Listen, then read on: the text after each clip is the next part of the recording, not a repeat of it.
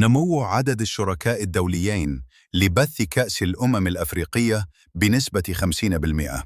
شهدت بطولة كأس الأمم الأفريقية 2025 في المغرب زيادة بنسبة 50% في عدد الشركاء الدوليين للبث مقارنة بنسخة 2023 التي أقيمت في كوت ديفوار، وذلك بحسب الاتحاد الأفريقي لكرة القدم. كما ارتفعت إجمالي عائدات حقوق البث الإعلامي للبطولة بنسبة 35% في أسواق أمريكا الجنوبية وأوروبا وآسيا خلال نسخة المغرب 2025. وفي المملكة المتحدة سجل ارتفاع كبير في عدد المشاهدين، إذ تابع أكثر من 3 ملايين شخص المباراة النهائية وحدها عبر القناة الرابعة.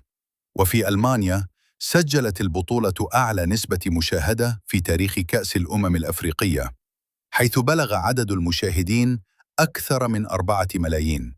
كما برزت الهند كسوق جديدة للبطولة، إذ جذبت المباراة النهائية نحو 800 ألف مشاهد.